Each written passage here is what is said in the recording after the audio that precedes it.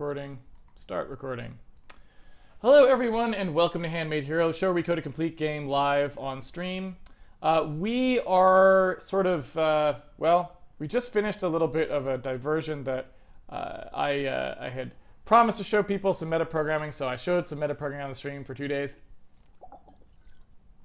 And it went pretty well. We got a little parser. It's kind of just a toy, but it shows kind of how to do that little cycle where you can parse some code, output some code, compile it into your game, and have it do stuff for you that could be potentially useful.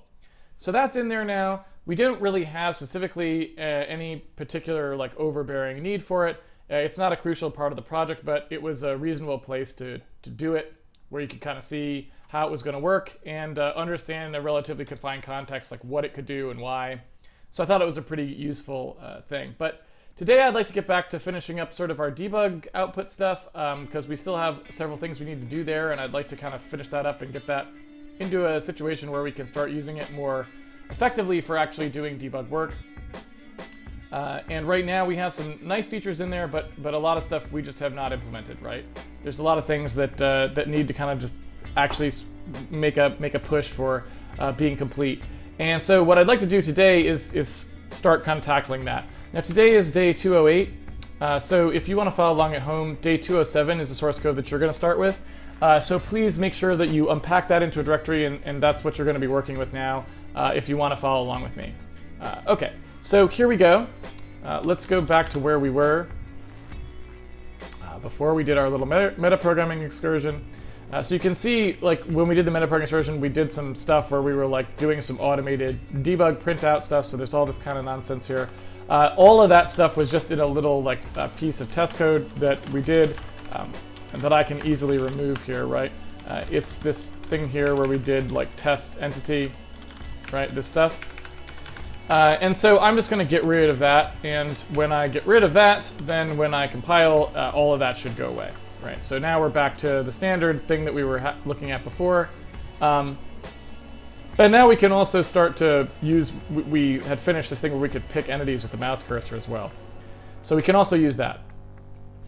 All right, so basically we have the ability to sort of print things out here. We have the ability to pick things with the mouse. And what we're going to try and do today is sort of consolidate things and work out exactly how we would do something where the printout comes from the app, not a standing structure.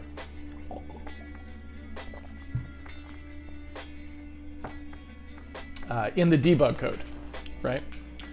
So what I want to do is I want to take sort of the stuff we were doing with the metaprogramming, where we kind of just hackily sort of printed it out there. What I'd like to do is integrate that into this tree view stuff in some way that we could sort of, pick an entity here, have that entity show up so that I can come in and, do sort of the standard like expand and collapse thing as well, like all that stuff. I would like to be able to inspect things that way as we go, right? So let's figure out how we're going to do that, because that's a pretty big problem. It's a pretty difficult problem to solve, actually. As you'll sort of see as we work through it, there's a lot of subtlety there, and there's a lot of different decisions about how you want to make that work. So if I go over to handmade.cpp, we sort of had the beginnings of it here, right? As you can see, we've got this like debug begin hot element thing. So I sort of said, here's roughly what I would want to have happen, right? I'd want to have something like this happen. And now that we have metacode, we could even do something where this was generated for us automatically. And like I said, now that we have a metacoding front end there, we could decide to do that. But that part is not really the part that's super relevant. Really, more the part that's relevant is the conduit between this piece of the code and the debug piece of the code, right? What I need to do here is figure out how I'm supposed to ever actually get at any of these entities, and so that's what we're trying to do here. Store them, pull out this. I would have had to write that exact same code for these guys, so I don't want to write the same code twice. There you go. So all I would do is say, hey, thread first open code block is the block that needs to get freed, and we're done, right? That's a pointer. There we go. And off we go. So again, no change here now. It should be exactly the same as it was previously. Let's just make sure of that. And there it is. So that's all good. So yeah, so I think we're all fancy now.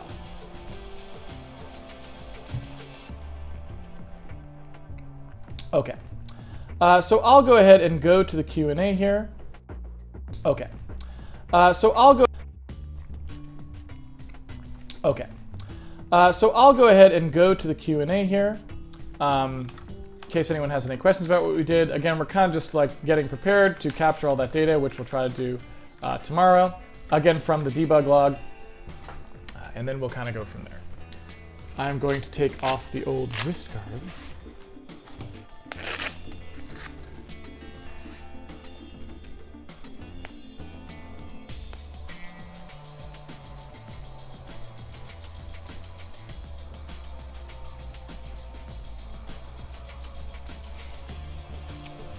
All right, let's see.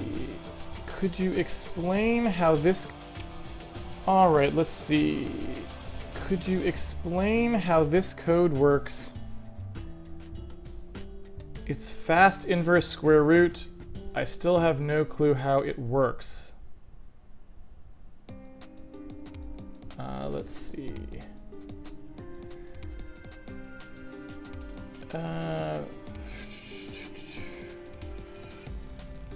Float q reciprocal square root. 3/2. X2 number equals 0.05. Y equals number. I equals star long evil floating point bit level hacking. OX573759DF minus I square root down / Okay.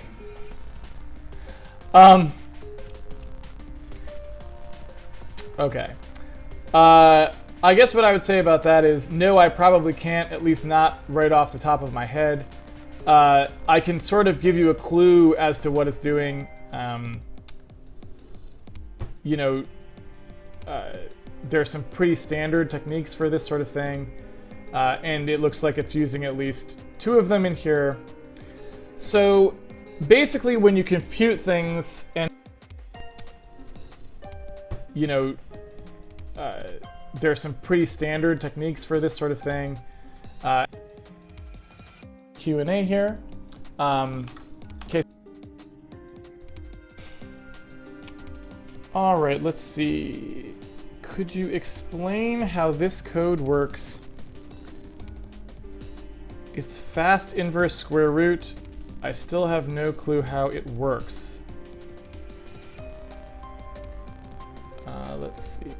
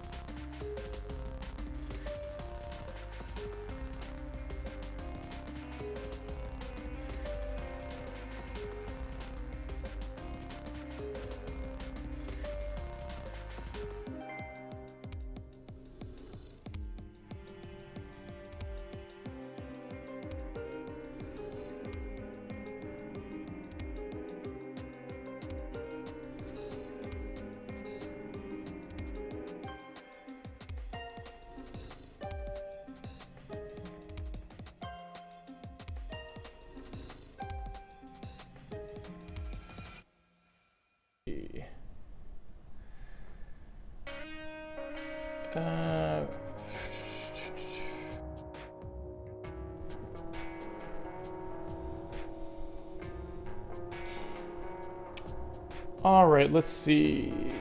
Could you explain how this code works? It's fast inverse square root. I still have no clue how it works. Let's see.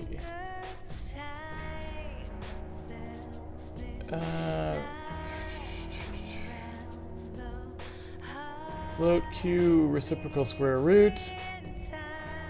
3/2. x2 number equals 0.05, y equals number, I equals star long evil floating point bit level hacking, OX573759DF minus I, square root town // Okay.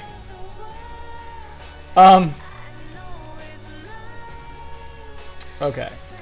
I guess what I would say about that is, no, I probably can't, at least not right off the top of my head.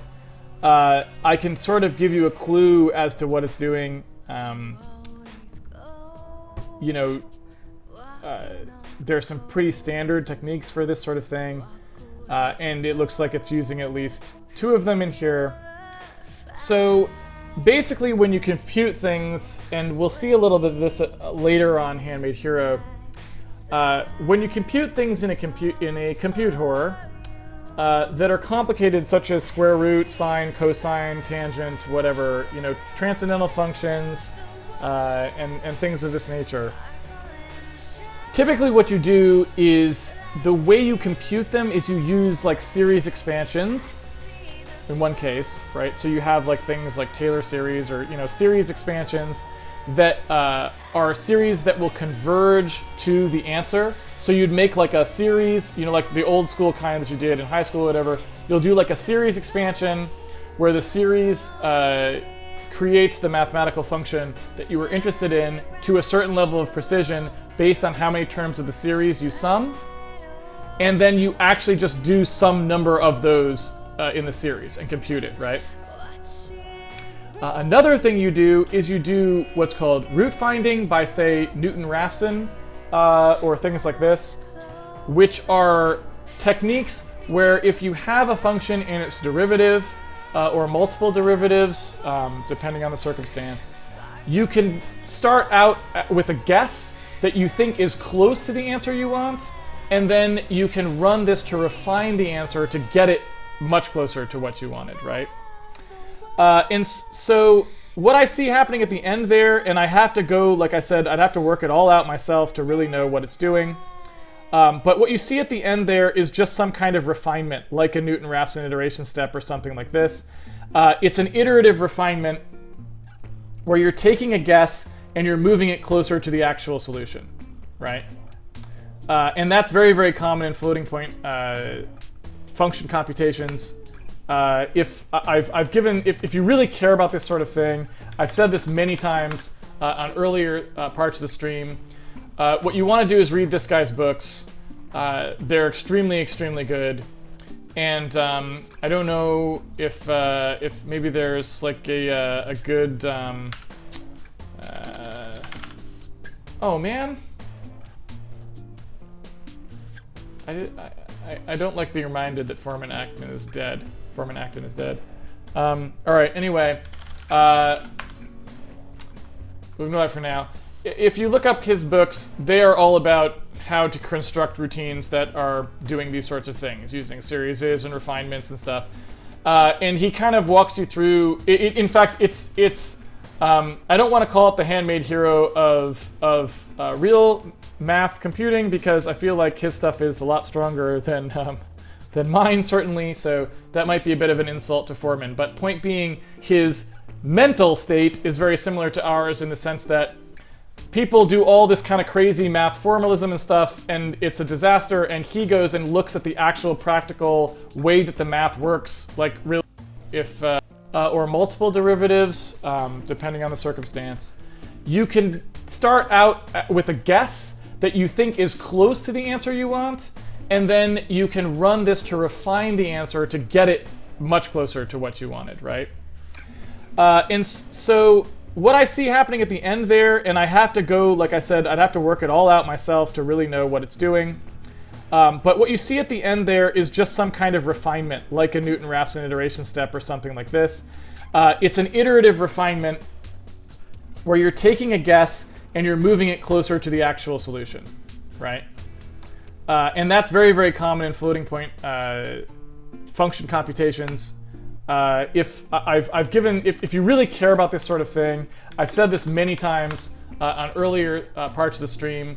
What you want to do is read this guy's books. They're extremely, extremely good. And I don't know if maybe there's like a good oh man,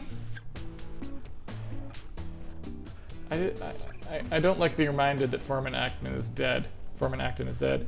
All right. Anyway, we'll ignore that for now. If you look up his books, they are all about how to construct routines that are doing these sorts of things, using series and refinements and stuff. And he kind of walks you through. In fact, it's. I don't want to call it the handmade hero of real math computing because I feel like his stuff is a lot stronger than mine, certainly. So that might be a bit of an insult to Foreman. But point being, his mental state is very similar to ours in the sense that people do all this kind of crazy math formalism and stuff, and it's a disaster, and he goes and looks at the actual practical way that the math works, like really underneath, and goes, this is how we would actually compute this thing. And so if you like Handmade Hero and you like math, you will love these books. They are very good. And they talk about those sorts of things. So if you really want to know more about that kind of that part, that's what he would talk about in here. Now, the first part of this function is not really something that Foreman Acton probably would talk about very much. The first part of this function, where they're casting the float to a long and then using a magic value to deal with stuff, right? What's happening there is floating point numbers. The first part and stuff, and it's a disaster, and he goes and looks at the real math computing because I feel like his stuff is a lot stronger than we'll ignore that for now. If you look up his books, they are all about how to construct routines that are doing these sorts of things, using series and refinements and stuff. And he kind of walks you through. In fact, it's. I don't want to call it the handmade hero of real math computing because I feel like his stuff is a lot stronger than mine, certainly. So that might be a bit of an insult to Foreman. But point being, his mental state is very similar to ours in the sense that people do all this kind of crazy math formalism and stuff, and it's a disaster, and he goes and looks at the actual practical way that the math works, like really underneath, and goes, this is how we would actually compute this thing. And so if you like Handmade Hero and you like math, you will love these books. They are very good. And they talk about those sorts of things. So if you really want to know more about that kind of that part, that's what he would talk about in here. Now, the first part of this function is not really something that Foreman Acton probably would talk about very much.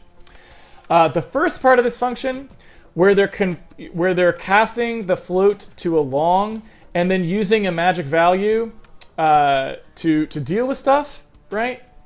What's happening there is floating point numbers, like any other number, is just a collection of bits. And the bits are in a known layout, right? There's a sign bit at the top, there's a exponent, and then there's a mantissa, right? And the sign bit says whether it's positive or negative, the exponent says what the scale is, and the mantissa says what the actual value is. You can imagine like scientific notation, right? It's the part where you've got like something, 1.239 whatever blah, E something, 20 is some scientific notation number just like you learned in school. Well, the E something, that part is the exponent. The 1 point blah blah blah, that's the mantissa. The 1 is implicit in floating point, you don't have to actually store it, but point being, that's the mantissa. And then the positive or negative, like if it's positive or negative, that's the sign bit, right? And that's how floating point numbers are stored. And so what you typically will see when someone sits down to really over-optimize a floating point routine, oftentimes there are certain operations that they need to do which can actually be done much more efficiently by actually just manipulating the bits directly. And so the I shifted down by 1, right, is whatever they figured out, shifting down by 1, which shifts like 1 bit of the exponent like into the it shifts 1 bit of the exponent down into the mantissa, right? And shifts the exponent down by 1, It shifts a 0 into the sign bit, but that's okay because you know that the sign bit was positive because you can't take the square root of a negative number, right? That's already off the table. So that operation, then using this magic constant, which they carefully constructed to do exactly a specific thing when you did the subtraction, will put like the number into a state that would have taken them many floating point operations to arrive at potentially. So it's just a way of going like, oh, okay, I figured out that the set of operations I want to do, like, I want to like divide this number by, you know, 12 or something. And I figured out that I could do that by like actually like using a magic constant and subtracting it and whatever, right? So that's like how the first part works. And like, usually it's a lot easier if the person who actually wrote the routine notated how they arrived at that constant. But in the case, if you're trying to really reverse engineer something that you've literally never seen before and you're not familiar with where that constant comes from, you're gonna have to do some wackiness by watching what happens to a floating point number when it's subtracted from that. And that actually shouldn't be too hard for you to do. You should be able to plug some known floating point numbers in that are easy, 1, 1.5, 1.25, things like this. Look at what happens to them, and you'll be able to see the operation that they're simulating by cheating like that, if that makes sense. So that's all, you know, hopefully that's enough of an explanation to get you started on that. Like I said, I'm not going to spend time trying to reverse engineer it because that sounds like a lot of work, and we're probably not going to be able to do it on stream. It's not the kind of code that I work with very frequently. It's possible that if you ask someone who often does floating point optimization stuff on this with bit twiddling, they would recognize that constant. It may be a common trick constant. Some things are common trick constants, some things are uncommon, right? Some things are trick constants that are used in many places. Some things are constants that you made up just for this one algorithm that you want, and they're unlikely to appear anywhere else. And so that's just, again, something to be aware of. You know, you could also search for it, but I doubt, you know, that's probably not the most useful thing to do, but just for fun, yeah, it does not look useful. 5F3759, oops, 59DF. Oh, so there you go. In fact, you can see right here. Oh, did you actually get this from here? Well, wait a minute. They are explaining it right here. Why are you asking me to do this when the explanation is right here? Yeah, so, you know, I guess this is good, though. It's exactly what I just said it was, right?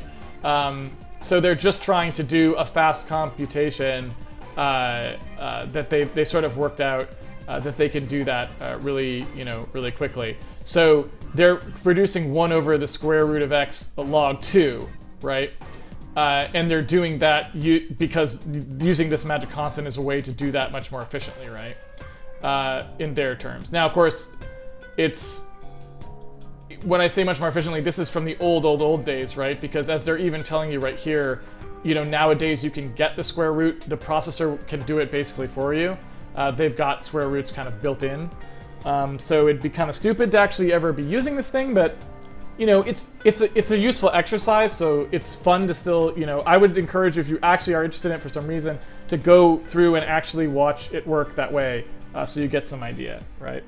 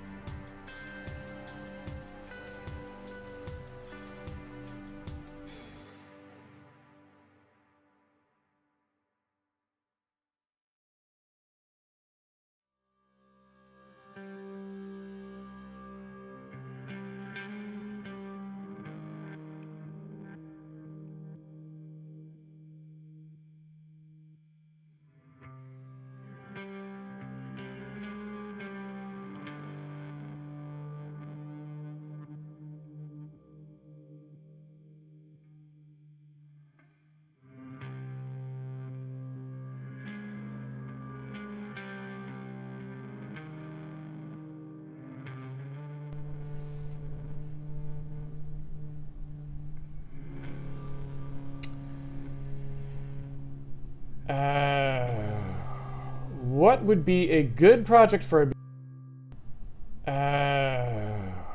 what would be a good project for a beginner game programmer? Just a really simple game. I would recommend Asteroids or Space Invaders. Probably Asteroids is the very easiest. I would say that everyone should probably make an Asteroids game. I made an Asteroids game when I was little. It's a very simple thing. There's no contact, there's no support services, there's no obstacles. It's like one of the purest games you can make in terms of, you know, the simplicity and the directness of it. So, you know, I would say Asteroids. Make a good version of Asteroids. Get that going. Understand it all. That's a really solid place to start, right?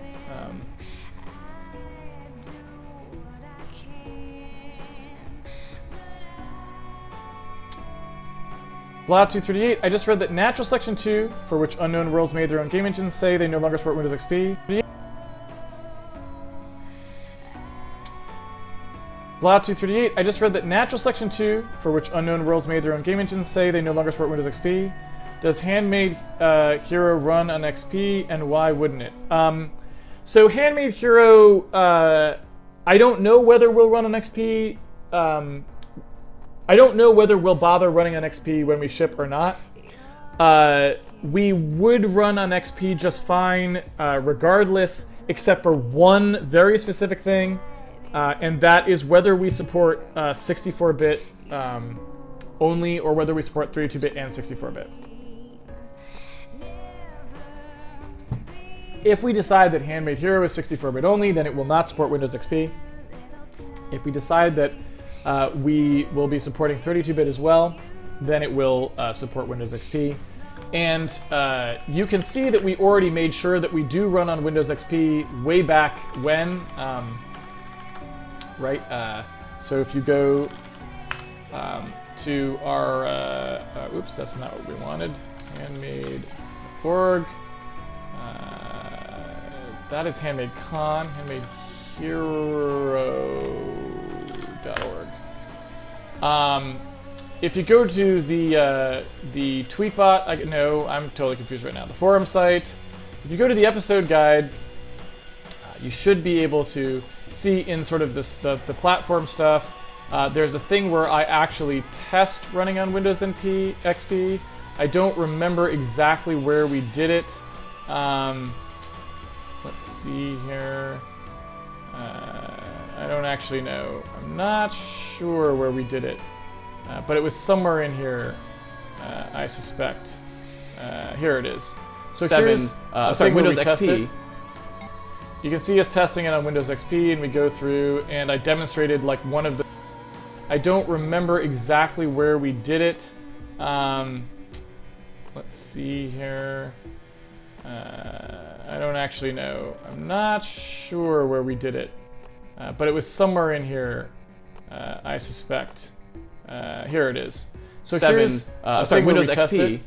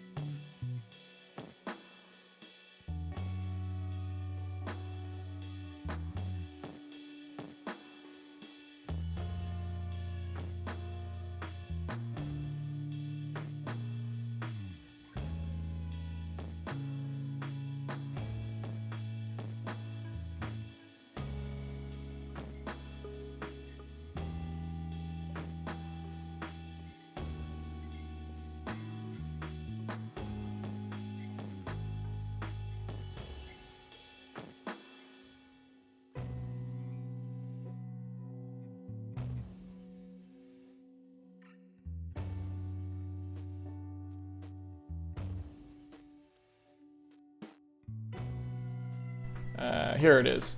So 7, here's sorry, Windows Windows XP. You can see us testing it on Windows XP, and we go through, and I demonstrated like one of the main reasons that you might not run on Windows XP. I showed like what you would do with it, which is how to like set the linking flags correctly and stuff. And then I showed us running on Windows XP. Right now, we would not run on Windows XP, and the reason for that is we allocate a big block of memory to store all our debug stuff and all this other things. So right now, we are not 32-bit compatible. So right now, we would not run on XP, but that's the only real reason. Everything else we do, we could run on Windows XP just fine. Now, as for the reason why Natural Selection 2 doesn't run on Windows XP, I have no idea. Could be because they require DirectX 12 or 11. It could be, because they require some audio system that's not there. It could be because they require 64-bit. I really don't know. I really don't know.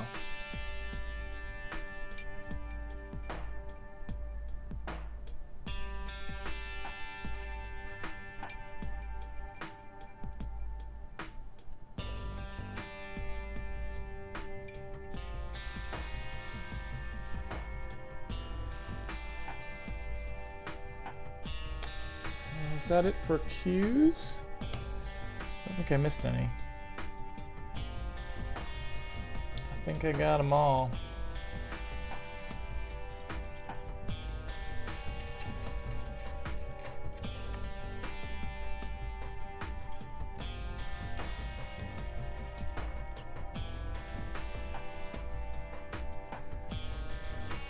Have you used the new Steam controller? What do you think about it? I have not used the new Steam controller, no.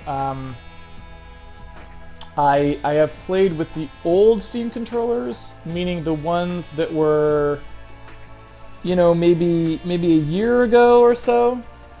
And they have changed it since then. I did not super see the point of it, to be honest with you. I didn't really think it was all that usable for playing keyboard and mouse games, so I wasn't really sure what the point was. Like, I was like, I can't see anyone actually using this for that, so it just seemed like a really bad gamepad. It was like, this is going to be really bad for anything that you want to use a gamepad for, and it doesn't actually work for playing anything else, so I don't know why it exists. But, I haven't used the latest one. Maybe it's like way better. I don't know.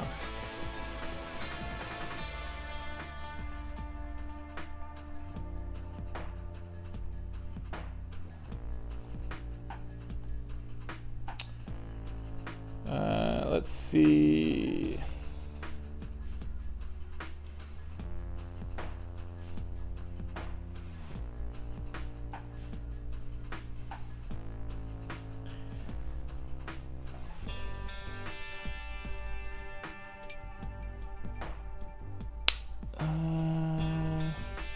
Updates to the tool chain. The set of tools used to produce. Updates to the tool chain. The set of tools used to produce NS2, like Microsoft Visual Studio, have made it effectively impossible to keep running NS2 on Windows XP. A choice must be made between stopping development of the game so that it may run on Windows XP in perpetuity, or maintain development on the game, which causes Windows XP compatibility to fail. Interesting. So yeah, I mean, it sounds like, again, in typical Microsoft fashion, they just for some reason keep doing all this ridiculous stuff that makes life harder for everyone. You didn't get anything for that, right? They just broke it to break it because they, do that sort of thing.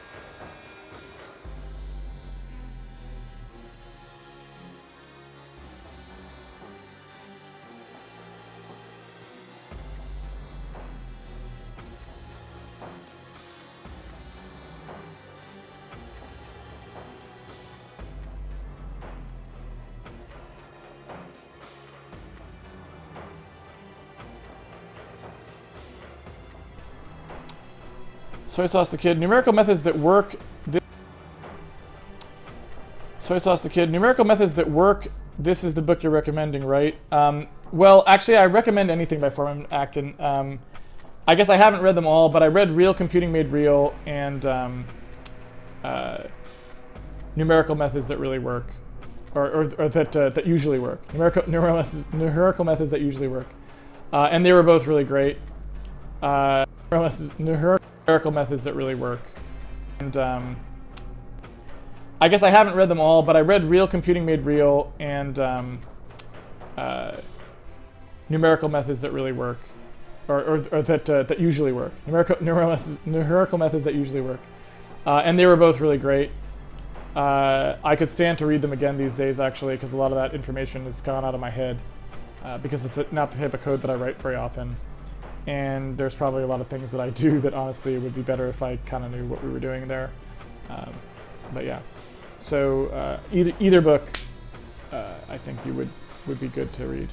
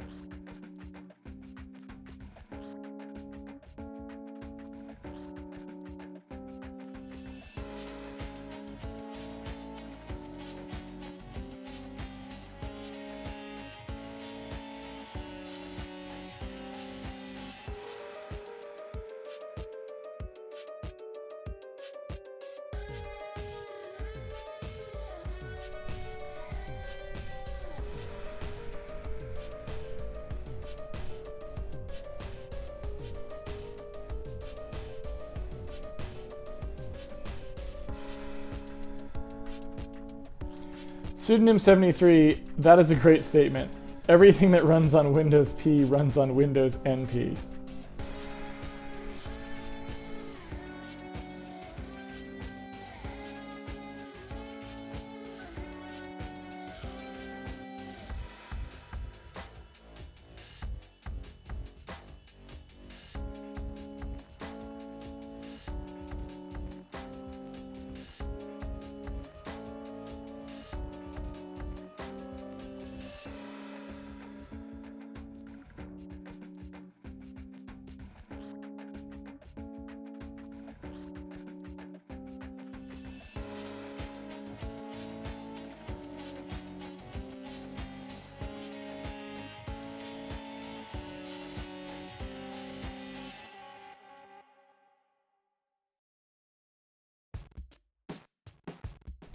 Pseudonym 73, that is a great statement. Everything that runs on Windows P runs on Windows NP. That is so true.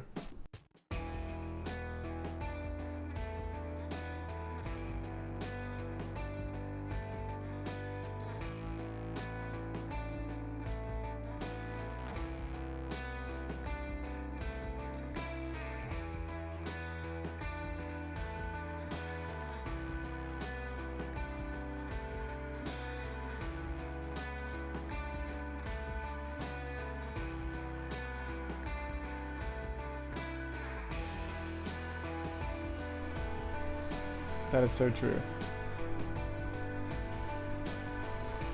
It's also true that you could probably verify that you could probably verify the output of any Windows NP program on Windows P. You just don't know whether you could produce the output or not. Nobody does. Elvin, any tips on reading books? I find it really hard. Elvin, any tips on reading books? I find it really hard to read them.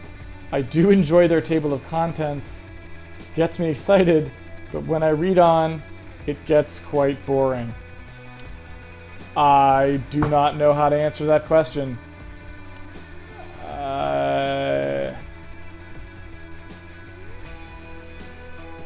I like Chronal Dragon's answer, actually. So my recommendation for reading books is that if you're talking about reading programming or more importantly, math books, I guess what I would say is math books are often written by people who do not know how to communicate anything to anyone. Foreman Acton's books are unusual, actually, in the fact that they are very well written. Like, he's actually a decent writer. But a lot of math books are written in a way that it's pretty clear that nobody who actually doesn't already know math extremely well will ever understand them. And it's not necessarily, there's no reason for it.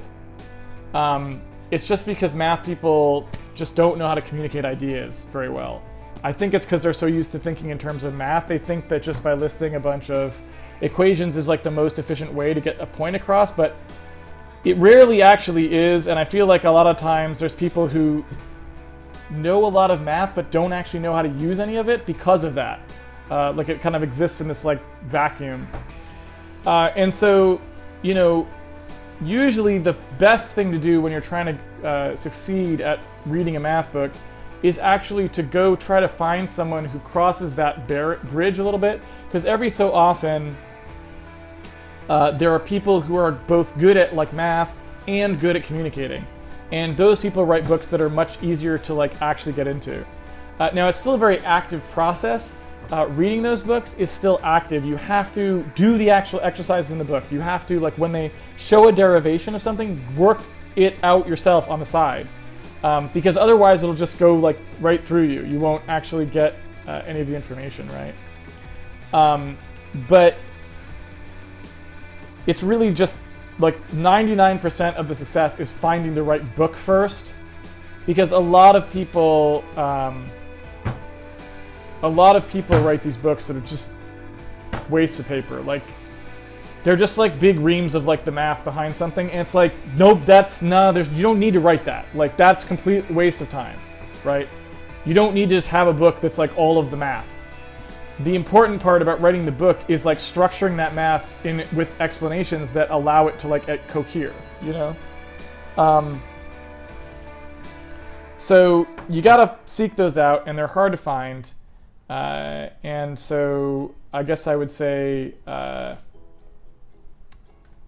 you know, it's not easy, but look for recommendations and ask specifically about that part of it. Like, is this actually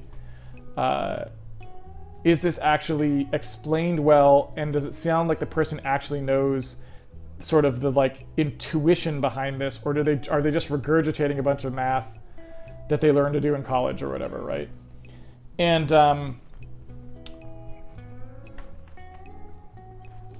that's really all I can say.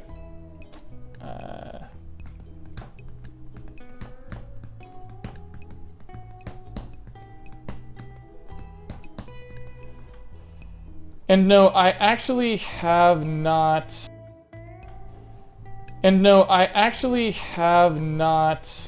Read Linear Algebra Done Right by Sheldon Axler.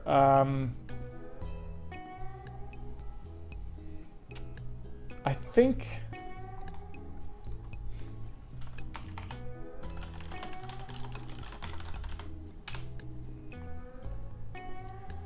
Let's find out.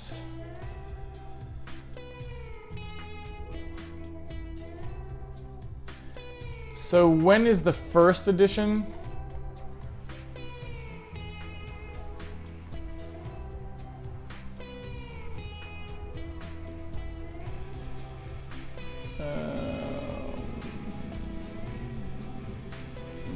Where is the first edition? Corrected printing, 1997. So, ironically, it was published the year after I learned linear algebra.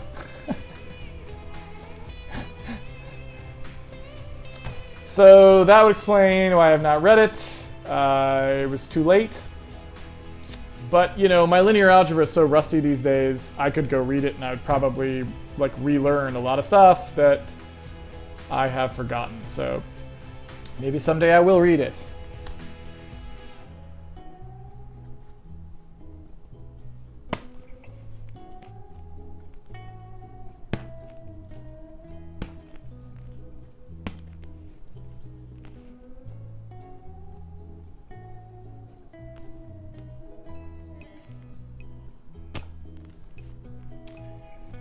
How do you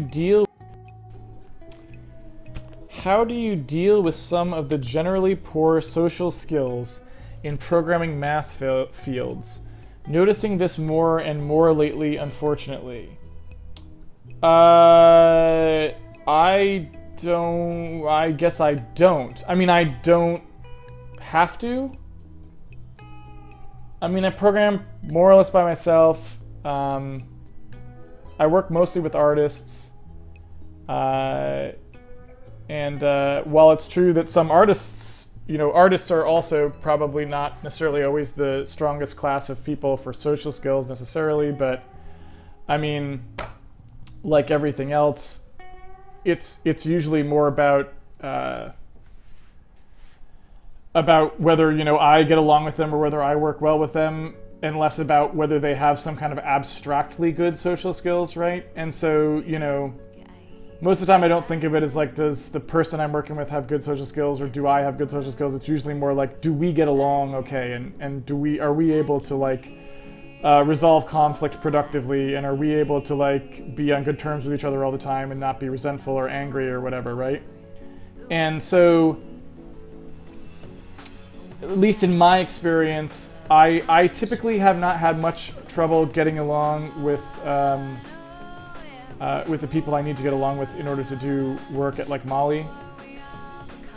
But you know, your mileage may vary, and I think, like I said, it varies quite a bit from person to person. I have like there was one person that we worked with at one point, a contractor that I did not like working with, and we just don't work with them anymore. For a number of reasons. But by and large, like almost everyone I've worked with, you know, either I adapt well enough to how they need me to work with them, or they adapt to me, and it's been okay. And so, yeah. I don't know, programming-wise, I have had to cross that bridge. We might at some point, if Mali is, you know, more successful in the future in terms of what we end up doing in terms of, you know, if our products do well enough for us to hire a programmer or two at some point, then I'll have to obviously, you know, take some of that more seriously in terms of what I would need to do for hiring a programmer. But at the moment, we only really ever hire artists.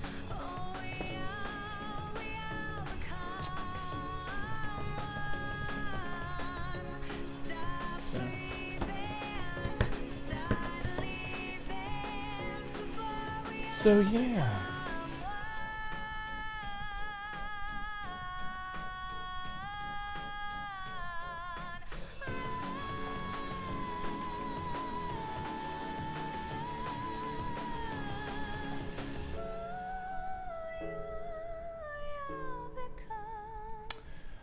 All right, folks, I think we can safely call it a day, I suspect. So I'm going to go ahead and close down here.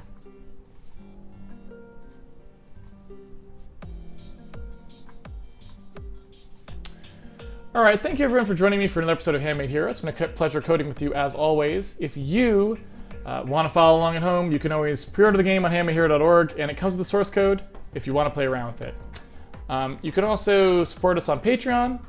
You can go to our forum site, ask questions, look at the annotated episode guide. you can go use the tweet bot, which lets you know when we're going to be live. And I would also remind you that our time for tomorrow is a little bit different than what I initially announced.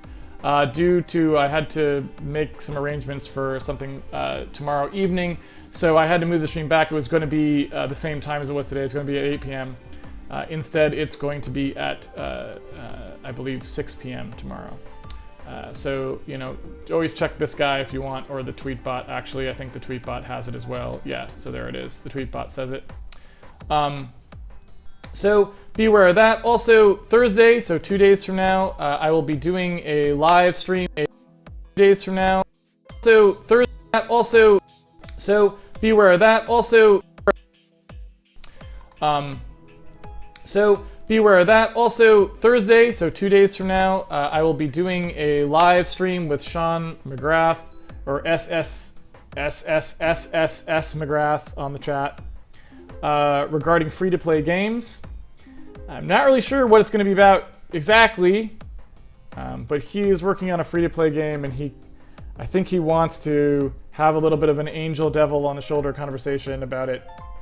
So we will have that conversation. So that'll be immediately following Handmade Hero on Thursday. So Handmade Hero will start at 7. It'll go from 7 to 8:30, and then at 8:30, Sean will, I guess, Skype in, or however he wants to get himself into the stream, and we'll go from there.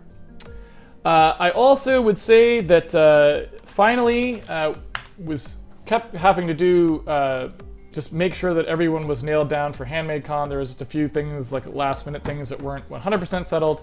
So I couldn't announce the speaker list with 100% certainty on Monday. But we actually got it 100% certain today.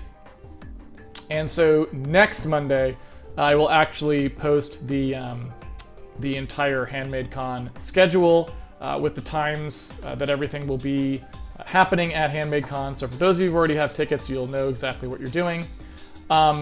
If you would like a sort of teaser way to figure that out, if you go to Handmade Hero, handmadehero.org, before Monday, if you actually go to the tweet bot, you should see there's a little puzzler on here.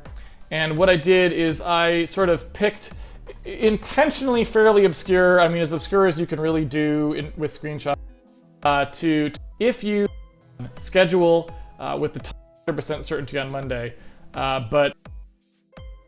So that'll be immediately following Handmade Hero on Thursday. So Handmade Hero will start at 7. It'll go from 7 to 8:30, and then at 8:30, Sean will, I guess, Skype in, or however he wants to get himself into the stream, and we'll go from there. I also would say that finally kept having to do just make sure that everyone was nailed down for Handmade Con. There was just a few things, like last minute things, that weren't 100% settled. So I couldn't announce the speaker list with 100% certainty on Monday. But we actually got it 100% certain today. And so next Monday, I will actually post the entire Handmade Con schedule with the times that everything will be happening at Handmade Con. So for those of you who already have tickets, you'll know exactly what you're doing. If you would like a sort of teaser way to figure that out, if you go to Handmade Hero, handmadehero.org, before Monday, if you actually go to the tweet bot, you should see there's a little puzzler on here. And what I did is I sort of picked intentionally fairly obscure, I mean as obscure as you can really do with screenshots. I tried to pick like from potentially less notable or less easy to recognize games from people potentially, but you know, sometimes that's hard to do. Basically what I did is I picked 2 screenshots from each of the 5 speakers who will be participating in Handmade Con 2015. And so if you want to figure out who the speakers are beforehand, you should be able to do it by scrutinizing this lovely little block. I won't say anything else about it, but on Monday you can see if you were right. Some of it's a little difficult, some of them are easier, but there you go. So there you have it. That's all the news from Handmade Hero Land. I'll be back here tomorrow again. It will be at 6 p.m., not 8 p.m. Due to a schedule change. But I will be back here doing a little more work on the debug system. Until then, I hope you guys have fun programming on your own, and I will see you on the internet. Take it easy, everyone.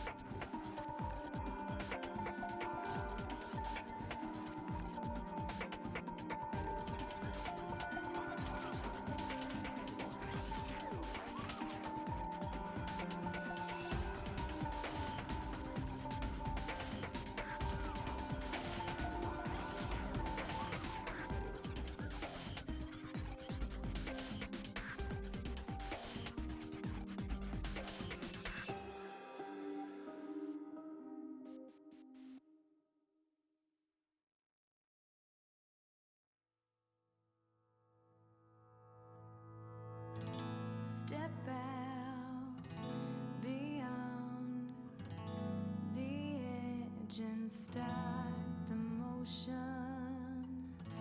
Look out below. I know there's no decision.